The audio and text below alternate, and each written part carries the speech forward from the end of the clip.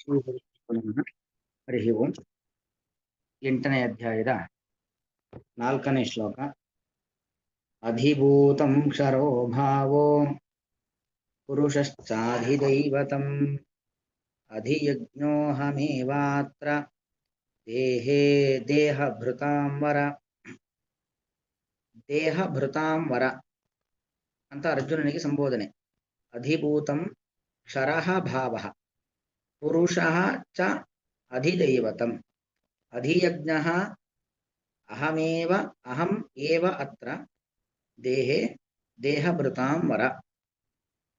ಶ್ರೀಕೃಷ್ಣ ಪರಮಾತ್ಮ ಅರ್ಜುನನ ಪ್ರಶ್ನೆಗೆ ಉತ್ತರಗಳನ್ನ, ಬ್ರಹ್ಮ ಅಂದ್ರೆ ಏನು, ಅಧ್ಯಾತ್ಮ ಅಂದ್ರೆ ಯಾವುದು, ಕರ್ಮ ಅಂದ್ರೆ ಯಾವುದು, ಅಧಿಭೂತದ ಸ್ವರೂಪ ಏನು, ಅಧಿದೈವದ ಸ್ವರೂಪ ಏನು, ಈ ದೇಹದಲ್ಲಿ ಅಧಿಯಜ್ಞ ಅಂದ್ರೆ ಯಾರು, ಭಗವಂತ ಅಧಿಯಜ್ಞ ಯಾಕಾಗ್ತಾನೆ, ಮತ್ತು ಅಂತಕಾಲದಲ್ಲಿ ಭಗವಂತನ ಸ್ಮರಣೆ ಹೇಗೆ, ಇದೆಲ್ಲ ಪ್ರಶ್ನೆಗಳು. ಈ ಪ್ರಶ್ನೆಗಳಿಗೆ ಉತ್ತರ. ಈಗ ಅಧಿಭೂತ 4ನೇ ಪ್ರಶ್ನೆ. ಅಧಿಭೂತ ಅಧಿಭೂತ ಅಂದ್ರೆ ಏನು ಅಂದ್ರೆ ಅಧಿಭೂತಂ ಕ್ಷರೋಭಾವ. ಮೊದಲಿಗೆ ಅರ್ಜುನನ್ ಕರೆದದ್ದು ದೇಹಭೃತಾಂ ವರ.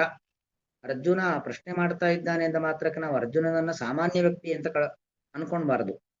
ಯಾಕಂದ್ರೆ ಅರ್ಜುನ ದೇಹಭೃತಾಂ ವರ, ದೇಹಭೃತ್ ಅಂದ್ರೆ ದೇಹವನ್ನ ಧಾರಣೆ ಮಾಡಿರ್ತಕ್ಕಂಥ ವ್ಯಕ್ತಿಗಳು. ನಾವೆಲ್ಲರೂ ದೇಹಭೃತ್, ದೇಹಧಾರಿಗಳು. ನಮ್ಮಲ್ಲಿ ಶ್ರೇಷ್ಠನಾದವನು ಆ ಅರ್ಜುನ. ನರ ನರ ಎಂತಕ್ಕಂಥ ಒಂದು ರೂಪ. ಅವನು ಇಂದ್ರ, ಸ್ವರ್ಗಾಧಿಪತಿಯಾದಂಥ ಇಂದ್ರ, ದೇವತೆಗಳ ಅಧಿಪತಿ. ಹಾಗಾಗಿ ದೇಹಭೃತ್ ಅಂದ್ರೆ ದೇಹ ಧಾರಣೆಯನ್ನ ಮಾಡಿರ್ತಕ್ಕಂಥ ನಾವೆಲ್ಲರೂ ಕೂಡ ದೇಹಭೃತ್ಗಳು. ನಮ್ಮೆಲ್ಲರಿಗಿಂತಲೂ ಕೂಡ ಶ್ರೇಷ್ಠನಾದವನು ಅರ್ಜುನ. ಹಾಗಾಗಿ ಅವನನ್ನ ಕರೀತಾರೆ ದೇಹಭೃತಾಂ ವರ. ಅರ್ಜುನ ಪ್ರಶ್ನೆ ಮಾಡ್ತಾ ಇದ್ದಾನೆ ಅಂತ ಮಾತ್ರಕ್ಕೆ ಅವನಿಗೆ ಏನೂ ಗೊತ್ತಿಲ್ಲ, ಅಜ್ಞಾನದಿಂದ ಪ್ರಶ್ನೆ ಮಾಡ್ತಾ ಇದ್ದಾನೆ ಅಂತಲ್ಲ. ಅವನು ಇನ್ನು ವಿಶೇಷವಾಗಿ ಭಗವಂತನ ಮುಖದಿಂದ ತಿಳ್ಕೊಳ್ಬೇಕು ಎಂಬತಕ್ಕಂಥ ಭಾವನೆಯಿಂದ ಪ್ರಶ್ನೆ ಮಾಡ್ತಾ ಇರುವಂಥದ್ದು. ಇದು ಒಂದು. ಅದರ ಜೊತೆಗೆ ಯಾರಿಗೆ ಇವುಗಳ ಅರಿವಿಲ್ಲ, ಅಧಿಯಜ್ಞ, ಅಧಿಭೂತ, ಅಧಿದೈವ, ಇವುಗಳ ತಿಳುವಳಿಕೆ ಇಲ್ಲ, ತಿಳಿಬೇಕು ಅಂತ ಆಸೆ ಇದೆ, ಅಪೇಕ್ಷೆ ಇದೆ, ತತ್ವಜ್ಞಾನ ಪಡಿಬೇಕು ಅಂತ ಅಪೇಕ್ಷೆ ಇದೆ, ಅಂಥವರಿಗೆ ಜ್ಞಾನ ಬರಬೇಕು. ಅದಕ್ಕೋಸ್ಕರವಾಗಿ ಅರ್ಜುನ ಪ್ರಶ್ನೆ ಕೇಳಿದ್ದು ಹೊರತು ತಾನು ಅಜ್ಞಾನದ ಕೂಪದಲ್ಲಿ ಮುಳುಗಿದ್ದೇನೆ ಅಂತ ಪ್ರಶ್ನೆ ಕೇಳಿದ್ದಲ್ಲ. ದೇವರ ಮುಖದಿಂದ ತಿಳಿದುಕೊಳ್ಳುವ ಕುತೂಹಲ. ಅದರ ಜೊತೆಗೆ ಯಾರು ಜ್ಞಾನ ಪಿಪಾಸುಗಳು ಅಂತಿದ್ದಾರೋ, ಜ್ಞಾನವನ್ನ ಪಡಿಬೇಕು ಅಂತ ಅಪೇಕ್ಷೆಯನ್ನ ಇಟ್ಟುಕೊಂಡವರಿದ್ದಾರೋ ಅವರಿಗೆ ಜ್ಞಾನವನ್ನ ಕೊಡಬೇಕು ಅನ್ನೋ ಉದ್ದೇಶದಿಂದಾಗಿ, ಈ ಉದ್ದೇಶದಿಂದಾಗಿ ಅರ್ಜುನ ಪ್ರಶ್ನೆ ಮಾಡಿದ್ದು. ಅದು ಭಗವಂತನಾದಂಥ ಕೃಷ್ಣನಿಗೆ ಗೊತ್ತು ಅರ್ಜುನನ ಪ್ರಶ್ನೆಯ ಉದ್ದೇಶ. ಅದಕ್ಕೋಸ್ಕರ ದೇಹಭೃತಾಂಬರ ಅಂತ ಸಂಬೋಧನೆ ಮಾಡಿದ್ದು. ದೇಹಧಾರಿಗಳಲ್ಲಿ ಅತ್ಯಂತ ಶ್ರೇಷ್ಠನು ಅಂತ ಅರ್ಥ. ಜೀವರಲ್ಲಿ ಶ್ರೇಷ್ಠನಾದಂಥ ಅರ್ಜುನನೇ. ಅಧಿಭೂತ ಅಂದ್ರೆ ಯಾರು? ಅಧಿಭೂತಂ ಕ್ಷರಃ ಭಾವ. ಅಲ್ಲಿಗೊಂದು ಕಾಮ ಹಾಕೊಳ್ಳಿ. ಅಧಿಭೂತ ಅಂದ್ರೆ ಯಾರು ಅಂದ್ರೆ ಕ್ಷರಃ ಭಾವ ಅಧಿಭೂತ. ಅಧಿಭೂತಂ ಅಧಿಭೂತ ಅಂದ್ರೆ ಅರ್ಥ ಏನು? ಭೂತಾನಿ ಅಧಿಕೃತ್ಯ ಇತಿ ಅಧಿಭೂತಂ ಅಂದ್ರೆ ಅರ್ಥ ಏನು? ನಮ್ಮೆಲ್ಲರ ಒಳಗಡೆ ಇರತಕ್ಕಂತಹ ವಿನಾಶ, ಯಾರು ನಾಶವನ್ನ ಪಡೆಯುವಂತಹ ನಾವೆಲ್ಲ ಇದ್ದೇವೆ, ನಾವೆಲ್ಲರೂ ಅಧಿಭೂತರು. ಹುಟ್ಟಿರುವಂತಹ ಪ್ರತಿಯೊಂದಕ್ಕೂ ಸಾವಿದೆ. ಒಂದು ಗಿಡ ಹುಟ್ಟತ್ತೆ ಸಾಯತ್ತೆ, ಒಂದು ಪ್ರಾಣಿ ಹುಟ್ಟತ್ತೆ ಸಾಯತ್ತೆ, ಒಂದು ಪಕ್ಷಿ ಹುಟ್ಟತ್ತೆ ಸಾಯತ್ತೆ, ಮರ ಹುಟ್ಟತ್ತೆ ಸಾಯತ್ತೆ, ಮನುಷ್ಯ ಹುಟ್ಟತಾನೆ ಸಾಯ್ತಾನೆ. ಅಲ್ಲಿಗೆ ಇದೆಲ್ಲ ಕ್ಷರಃ ಭಾವ, ಕ್ಷರಭಾವಗಳು. ಕ್ಷರ ಅಂದ್ರೆ ಕ್ಷರತೀತಿ ಕ್ಷರಃ, ನಾಶ ಆಗುವಂತ ವಸ್ತುಗಳು ಅಂತ ಅರ್ಥ. ದೇಹಧಾರಿಗಳಾದಂತ ನಾವೆಲ್ಲ 84 ಲಕ್ಷ ಜೀವಿಗಳಿದ್ದೇವೆ. ಸ್ವೇದಜ, ಬೆವರಿನಿಂದ ಹುಟ್ಟುವಂತ ಅನೇಕ ಜೀವಿ ಸಮುದಾಯಗಳು, ಅಂದ್ರೆ ಮಲಿನವಾದ ನೀರಿನಿಂದ ಹುಟ್ಟತಕ್ಕಂಥವುಗಳು. ಜರಾಯುಜ, ಗರ್ಭಚೀಲದಿಂದಾಗಿ ಹೊರಬಂದು ತಾಯಿಯ ಗರ್ಭದ ಮೂಲಕವಾಗಿ ಹೊರಗೆ ಬರತಕ್ಕಂತಹ ಮನುಷ್ಯರು, ಪ್ರಾಣಿಗಳೆಲ್ಲವೂ ಕೂಡ. ಅಂಡಜ, ಮೊಟ್ಟೆಯಿಂದ ಹುಟ್ಟುವಂತ ಪಕ್ಷಿಗಳು. ಉದ್ಭಿಜ, ಭೂಮಿಯನ್ನ ಸೀಳಿಕೊಂಡು ಬರತಕ್ಕಂಥ ಮರಗಿಡ ಬಳ್ಳಿಗಳು. ಹೀಗೆ 4 ರೀತಿಯಾದಂಥ ಜೀವಿಗಳ ಉತ್ಪತ್ತಿ. ಆ 4 ರೀತಿಯಾದ ಜೀವಿಗಳ ಒಟ್ಟು ಸಮುದಾಯ 84 ಲಕ್ಷ. ಇವರೆಲ್ಲರೂ ಕ್ಷರಃ ಭಾವ. ದೇಹನಾಶ ಇದೆ, ಹುಟ್ಟುತ್ತೇವೆ, ಸಾಯ್ತೇವೆ. ಹಾಗಾಗಿ ಇವೆಲ್ಲವೂ ಕೂಡ ಏನಾಗಿದೆ, ಅಧಿಭೂತ, ಅಧಿಭೂತ ಅಂತ ಕರೆಸಿಕೊಳ್ತಕ್ಕಂಥದ್ದು. ಅಧಿಭೂತಂ ಕ್ಷರೋಭಾವ ಭೂತಾನಿ ಅಧಿಕೃತ್ಯ ಇತಿ ಅಧಿಭೂತಂ. ಅಂದ್ರೆ ಈ ಎಲ್ಲ ಭೂತಗಳು, ಇದರ ಒಳಗಡೆ 84 ಲಕ್ಷ ಜೀವಿಗಳೇನಿದ್ದಾರೆ ಅವರೆಲ್ಲರ ಒಳಗಡೆ ಒಂದು ಚೈತನ್ಯ ಇದೆ, ಜೀವ ಚೈತನ್ಯ ಇದೆ. ಆ ಜೀವ ಚೈತನ್ಯಕ್ಕೆ ಹುಟ್ಟು ಇಲ್ಲ, ಸಾವು ಇಲ್ಲ. ಆದ್ರೆ ಆ ಜೀವ ಚೈತನ್ಯ ಅಂದ್ರೆ ಆತ್ಮ ಎಂಬುವವನು ದೇಹದ ಮೂಲಕ ಹುಟ್ಟುತ್ತಾನೆ, ದೇಹದ ಮೂಲಕವಾಗಿ ಸಾಯ್ತಾನೆ. ಯಾವುದೋ ಒಂದು ಆತ್ಮ, ಅವನಿಗೆ ಹುಟ್ಟು ಅಂದ್ರೆ ಏನು, ಇಷ್ಟೊತ್ತು ಇರಲಿಲ್ಲ, ಈಗ ಜನ್ಮ ಪಡೆದ, ಆ ತರ ಅಲ್ಲ, ದೇಹದ ಮೂಲಕ ಪ್ರಕಟವಾಗ್ತಾನೆ. ಆತ್ಮನ ಸಾವು ಅಂದ್ರೆ ಏನು, ಅವನು ಇನ್ಮುಂದೆ ಇಲ್ಲೇ ಇಲ್ಲ ಅಂತ ಆಗೋದಲ್ಲ. ಆ ಆತ್ಮನಿಗೆ ಯಾವ ದೇಹದ ಸಂಪರ್ಕ ಇರುತ್ತೋ ಆ ದೇಹದ ಸಂಪರ್ಕ ಹೋಗಿಬಿಡತ್ತೆ. ಇದು ಆತ್ಮನ ವಿನಾಶ. ಈಗ ಕ್ಷರಃ ಭಾವ ಅಧಿಭೂತಂ. ಕ್ಷರಃ ಭಾವ ದೇಹ ಇರುವಂತಹ, ಹುಟ್ಟಿರುವಂತಹ ಎಲ್ಲಾ ಜೀವಿಗಳ ಸಮುದಾಯ, ನಾವೆಲ್ಲ ಮರಣವನ್ನ ಹೊಂದತಕ್ಕಂಥವ್ರು. ಹಾಗಾಗಿ ನಾವೆಲ್ಲರೂ ಕೂಡ ಅಧಿಭೂತರು.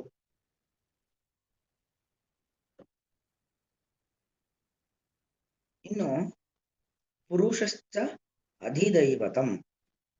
ಅಧಿದೈವತ ಅಂದ್ರೆ ಪುರುಷ. ಅಧಿದೈವತಂ ದೈವತಾನಿ ಅಧಿಕೃತ್ಯ ಇತಿ ಅಧಿದೈವತಂ. ಅಂದ್ರೆ ಅರ್ಥ ಏನು, ಈ ನಮ್ಮ ದೇಹ ಇದೆಯಲ್ಲ, ಈ ದೇಹದಲ್ಲಿ ಇಂದ್ರಿಯಗಳಿದ್ದಾವೆ, ಮನಸ್ಸಿದೆ, ಅವುಗಳೇ ಸ್ವಯಂ ಕೆಲಸವನ್ನ ಮಾಡಿಕೊಂಡು ಮುಂದುವರಿಲಿಕ್ಕಾಗೋದಿಲ್ಲ. ಆ ಪ್ರತಿಯೊಂದು ನಮ್ಮ ಜ್ಞಾನೇಂದ್ರಿಯಗಳು, ಕರ್ಮೇಂದ್ರಿಯಗಳು, ಮನಸ್ಸು, ದೇಹ ಇದೆಲ್ಲ ಆಯಾಯ ಕೆಲಸಗಳನ್ನ ಮಾಡಬೇಕು ಅಂತ ಆದ್ರೆ ತತ್ವಾಭಿಮಾನಿ ದೇವತೆಗಳು ಬೇಕು. ತತ್ವಾಭಿಮಾನಿ ದೇವತೆಗಳಿದ್ದು ಆ ಕಣ್ಣಿನ ಮೂಲಕವಾಗಿ ನೋಡುವಂತೆ ಮಾಡ್ತಾರೆ, ಕಿವಿಯ ಮೂಲಕವಾಗಿ ಕೇಳಿಸಿಕೊಳ್ಳುವಂತೆ ಮಾಡ್ತಾರೆ, ನಾಲಿಗೆಯ ಮೂಲಕ ರಸವನ್ನ, ರುಚಿಯನ್ನ ಗ್ರಹಣ ಮಾಡುವಂತೆ ಮಾಡ್ತಾರೆ. ಹಾಗಾಗಿ ನಮ್ಮ ದೇಹಕ್ಕೆ ಶಕ್ತಿಯನ್ನ ಕೊಡ್ತಕ್ಕಂಥ ದೇವತೆಗಳ ವರ್ಗ ಅವರು ಅಧಿದೈವತರು. ಅವರಿಗಿಂತ ಮೇಲೆ ಮತ್ತು ದೇವತೆಗಳಿದ್ದಾರೆ, ಅವರಿಗಿಂತ ಮೇಲೆ ಇನ್ನೂ ಅನೇಕ ದೇವತೆಗಳಿದ್ದಾರೆ. ಎಲ್ಲಾ ದೇವತೆಗಳಿಗೆ ಒಡೆಯನಾಗಿರ್ತಕ್ಕಂಥ ಇಂದ್ರ ಇದ್ದಾನೆ. ಇಂದ್ರನ ಮೇಲೆ ರುದ್ರದೇವರಿದ್ದಾರೆ, ರುದ್ರದೇವರ ಮೇಲೆ ಶೇಷದೇವರಿದ್ದಾರೆ, ಶೇಷದೇವರ ಮೇಲೆ ಚತುರ್ಮುಖ ಬ್ರಹ್ಮದೇವರಿದ್ದಾರೆ, ಚತುರ್ಮುಖ ಬ್ರಹ್ಮದೇವರ ಮೇಲೆ ಆ ಲಕ್ಷ್ಮೀನಾರಾಯಣ ದೇವರಿದ್ದಾರೆ. ಹಾಗಾಗಿ ಪುರುಷಶ್ಚ ಅಧಿದೈವತಂ. ಈ ಪುರ ಅಂದ್ರೆ ಈ ನಮ್ಮ ದೇಹ ಅಂತ ಅರ್ಥ. ಈ ಪುರದ ಒಳಗಡೆ ಇರುವಂತ ದೇವತಾ ವರ್ಗ ಅವರೆಲ್ಲರೂ ಅಧಿದೈವತರು. ಪುರ ಅಂದ್ರೆ ಈ ನಮ್ಮ ದೇಹ ಅಂತ ಅರ್ಥ. ಪುರಿ ಶೇತೆ ಇತಿ ಪುರುಷಃ. ಒಂದರ್ಥ ಪುರುಷ ಶಬ್ದಕ್ಕರ್ಥ, ಒಂದರ್ಥ ಜೀವ ಅಂತ ಅರ್ಥ. ನೋಡಿ, ಬರೀ ಈ ಜಡವಾದ ದೇಹ ಇದೆಯಲ್ಲ, ಬರೀ ಜಡವಾದ ದೇಹಕ್ಕೆ ಏನು ಶಕ್ತಿ ಇಲ್ಲ. ಈ ದೇಹದ ಒಳಗಡೆ ಆತ್ಮ ಇರಬೇಕು, ಅಂದ್ರೆ ಮಾತ್ರ ದೇಹಕ್ಕೆ ಒಂದು ಬೆಲೆ. ದೇಹ ಏನನ್ನಾದ್ರೂ ಮಾಡ್ಲಿಕ್ಕಾಗತ್ತೆ, ಇದು ಬೇಕು ಇದು ಬೇಡ, ಕ್ರಿಯಾ ಪ್ರಕ್ರಿಯೆಗಳನ್ನ, ಸ್ವೀಕಾರ ಪ್ರತಿರೋಧಗಳನ್ನ ಮಾಡ್ಲಿಕ್ಕಾಗೋದು ಯಾವಾಗ, ದೇಹದ ಒಳಗಡೆ ಆತ್ಮನ ಪ್ರವೇಶವಾದಾಗ. ಹಾಗಾಗಿ ಮುಖ್ಯವಾಗಿ ದೇಹಕ್ಕೆ ಬಲ ಬರುವಂಥದ್ದು ಆತ್ಮನ ಸಂಪರ್ಕ, ಆತ್ಮ ಸೇರ್ಕೊಂಡಾಗ. ಬರೀ ಆತ್ಮ ಸೇರ್ಕೊಂಡ್ರೆ ಆಗೋದಿಲ್ಲ. ಆ ಎಲ್ಲಾ ತತ್ವಾಭಿಮಾನಿ ದೇವತೆಗಳು ಬೇಕು. ತತ್ವಾಭಿಮಾನಗಳ ದೇವತೆಗಳ ಮೇಲೆ ಇಂದ್ರಾದಿ ದೇವತೆಗಳು, ಅದರ ಮೇಲೆ ರುದ್ರದೇವರು, ಅದರ ಮೇಲೆ ಶೇಷದೇವರು, ಅದರ ಮೇಲೆ ಬ್ರಹ್ಮದೇವರು, ಅದರ ಮೇಲೆ ಭಗವಂತ ಮತ್ತು ಲಕ್ಷ್ಮೀದೇವಿ, ಇವರೆಲ್ಲ ಇದ್ದಾಗ ದೇಹ ತನ್ನ ಕ್ರಿಯೆಯನ್ನ ಮಾಡುತ್ತೆ. ಹಾಗಾಗಿ ಪುರುಷ ಶಬ್ದಕ್ಕರ್ಥ ಏನು, ಅಧಿದೈವ ಅಂದ್ರೆ ಯಾರು, ಅಧಿದೈವ ಅಂದ್ರೆ ಪುರುಷ. ಪೂರ್ವ ಅಂದ್ರೆ ಈ ದೇಹ, ದೇಹದ ಒಳಗಡೆ ಯಾರಿದ್ದಾರೋ ಅವರೆಲ್ಲ ಪುರುಷರು. ದೇಹದ ಒಳಗಡೆ ಇರತಕ್ಕಂಥ ಸಕಲ ತತ್ವಾಭಿಮಾನಿ ದೇವತೆಗಳು, ಆ ತತ್ವಾಭಿಮಾನಿ ದೇವತೆಗಳಿಗಿಂತ ಮೇಲಿನ ವರ್ಗದ ದೇವತೆಗಳು, ಇವರೆಲ್ಲರೂ ಅಧಿದೈವರು. ಇವರೆಲ್ಲರೂ ಕೂಡ ಏನಾಗಿದ್ದಾರೆ, ಅಧಿದೈವರಾಗಿದ್ದಾರೆ.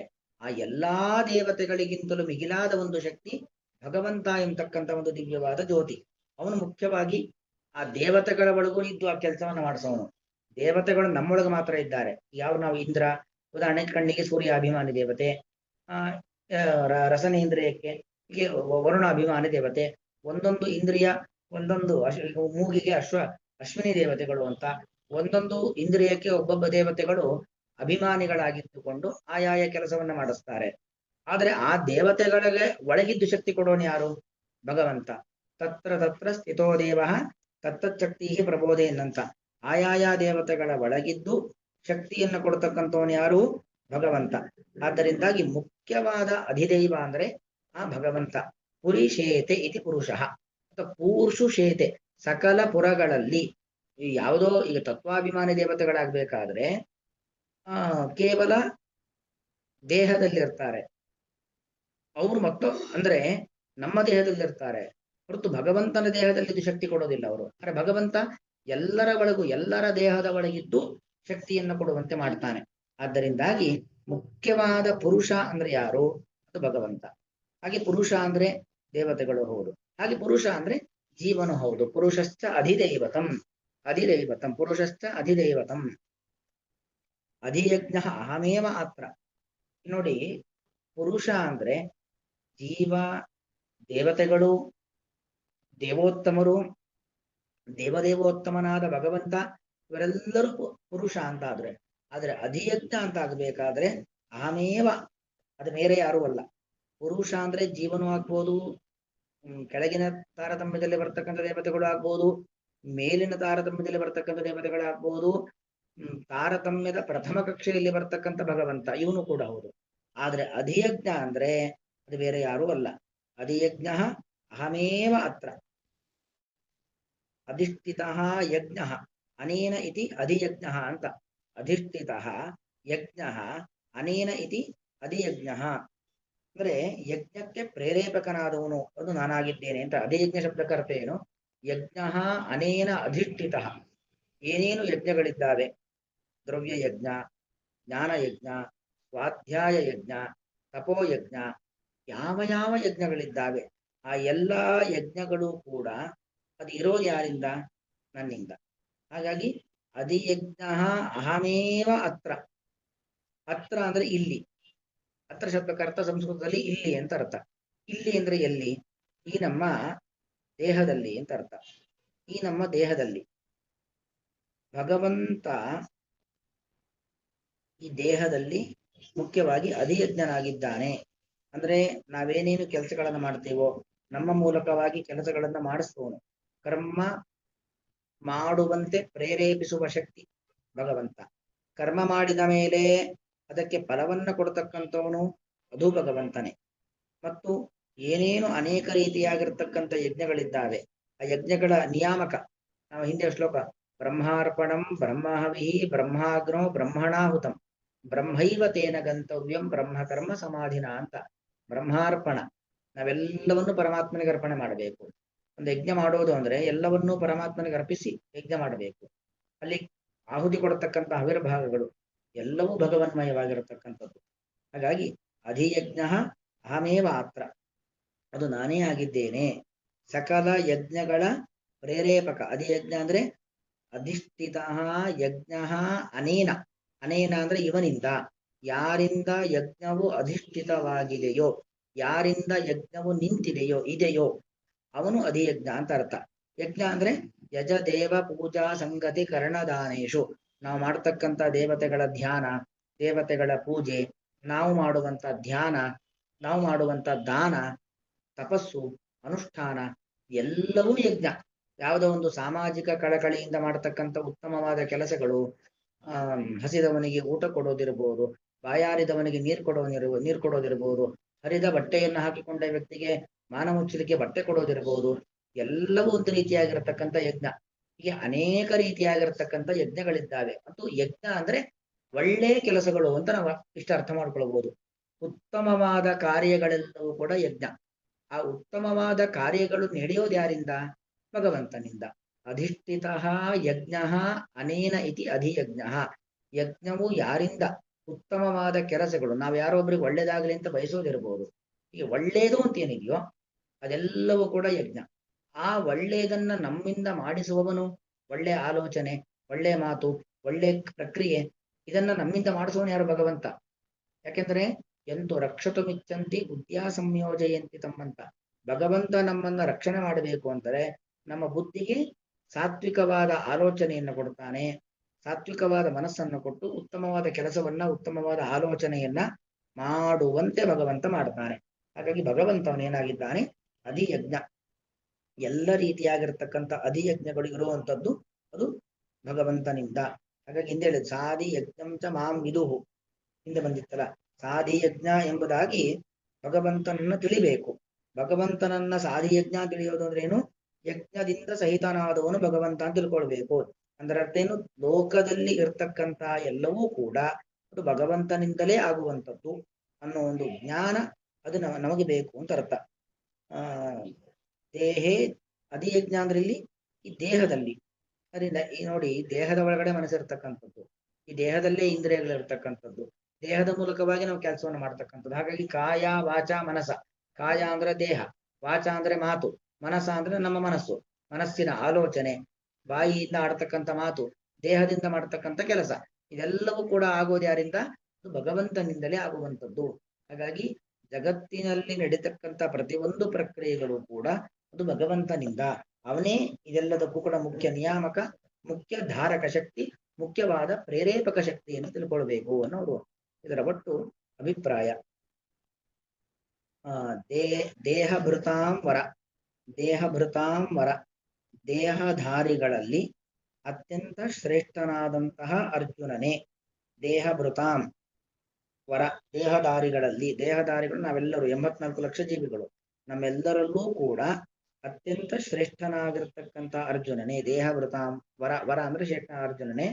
ಅಧಿಭೂತಂ ಕ್ಷರಃ ಭಾವ, ಕ್ಷರಃ ಭಾವ, ದೇಹ ನಾಶವನ್ನು ಹೊಂದುವಂತಹ ಎಲ್ಲರೂ ಕೂಡ, ಅಂದ್ರೆ 84 ಲಕ್ಷ ಜೀವಿಗಳೆಲ್ಲರೂ ಕೂಡ ಅಧಿಭೂತಂ, ಅಧಿಭೂತ ಎಂಬುದಾಗಿ ಕರೆಯಲ್ಪಡುವವರು. ಮತ್ತು ಅಧಿದೈವತಂ ಪುರುಷ, ಅಧಿದೈವತಂ ದೇಹದ ಒಳಗಡೆ ಇರತಕ್ಕಂಥ ಆತ್ಮ ಮತ್ತು ತತ್ವಾಭಿಮಾನಿ ದೇವತೆಗಳು, ಬ್ರಹ್ಮಾದಿ ದೇವೋತ್ತಮರು, ದೇವದೇವೋತ್ತಮನಾಗಿರತಕ್ಕಂಥ ಭಗವಂತ, ಇವರೆಲ್ಲರೂ ಕೂಡ ಪುರುಷ. ಅಧಿದೈವತಂ, ಅಧಿದೈವ ಎಂಬ ಶಬ್ದದಿಂದಾಗಿ ವ್ಯವಹರಿಸಲ್ಪಡುವವರು. ಇನ್ನು ಅಧಿಯಜ್ಞ, ಅಧಿಯಜ್ಞ ಎಲ್ಲಾ ಯಜ್ಞಗಳು ಯಾರಿಂದ ನಡೆಯುತ್ತವೆಯೋ ಅಂತಹ ಭಗವಂತನಾದಂಥ ಅಹಮೇವ, ನಾನೇ ಅಧಿಯಜ್ಞ ಇತಿ ವಿಜಾನೀಹಿ. ವಿಜಾನೀಹಿ ಅಂತ ತಿಳ್ಕೊಳ್ಬೇಕು. ಈ ರೀತಿಯಾಗಿ ನೀನು ತಿಳ್ಕೋ.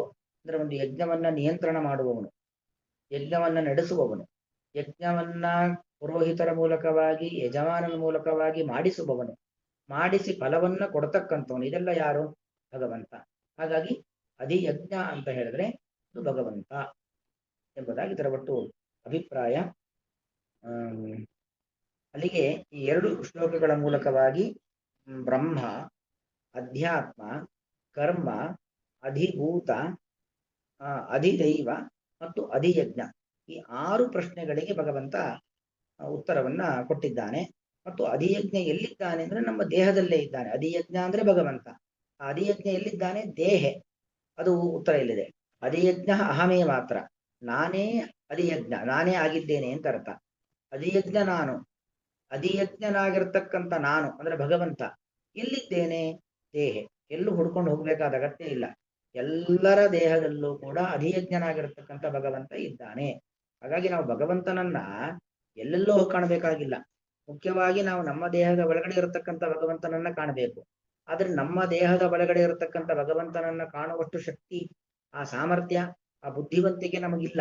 ಅದಕ್ಕೋಸ್ಕರವಾಗಿ ಬೇರೆ ಬೇರೆ ಬೇರೆ ಕಡೆ ಇರತಕ್ಕಂಥ ಭಗವಂತನನ್ನ ಕಂಡು ಕಂಡು ಕಂಡು ತೀರ್ಥಯಾತ್ರೆಗಳ ಮೂಲಕವಾಗಿ, ಕ್ಷೇತ್ರ ದರ್ಶನಗಳ ಮೂಲಕವಾಗಿ, ದಾನ ಧರ್ಮಗಳ ಮೂಲಕವಾಗಿ, ಯಜ್ಞಯಾಗಾದಿಗಳ ಮೂಲಕವಾಗಿ ಸತ್ಕರ್ಮಗಳನ್ನ ಮಾಡ್ತಾ ಮಾಡ್ತಾ, ಸದಾಲೋಚನೆಗಳನ್ನ ಮಾಡ್ತಾ, ಸದ್ವಚನಗಳನ್ನ ನುಡಿತಾ ನುಡಿತಾ ನುಡಿತಾ ನುಡಿತಾ ಅಂತಃಕರಣವನ್ನ ಶುದ್ಧ ಮಾಡ್ತಾ ಮಾಡ್ತಾ ಮಾಡ್ತಾ ಮಾಡ್ತಾ ನಾವೇನ್ ಮಾಡಬೇಕು? ದೇವರನ್ನ ನಮ್ಮ ಒಳಗೆ, ನಮ್ಮ ದೇಹದಲ್ಲೇ ಇರತಕ್ಕಂಥ ಭಗವಂತನನ್ನ ನಾವು ಕಾಣುವಂತಹ ಒಂದು ಹಂತಕ್ಕೆ ಏರ್ತಾ ಹೋಗ್ಬೇಕು. ನಮ್ಮ ಕಣ್ಣನ್ನ ತೆರೆತಾ ಹೋಗ್ಬೇಕು. ಕಣ್ಣು ಅಂದ್ರೆ ಅಪ್ರಾಕೃತವಾದ ಸ್ವರೂಪ ಕಣ್ಣನ್ನು ತೆಗೆದುಕೊಳ್ಬೇಕು. ಆಗ ಭಗವಂತ ನಮಗೆ ಕಾಣುತ್ತಾನೆ. ಅಧಿಭೂತಂ ಕ್ಷರೋ ಭಾವ ಪುರುಷಶ್ಚಾಧಿದೈವತಂ ಅಧಿಯಜ್ಞೋಹಮೇವಾತ್ರ ದೇಹೇ ದೇಹಭೃತಾಂ ವರ. ಶ್ರೀಕೃಷ್ಣಾರ್ಪಣಮಸ್ತು.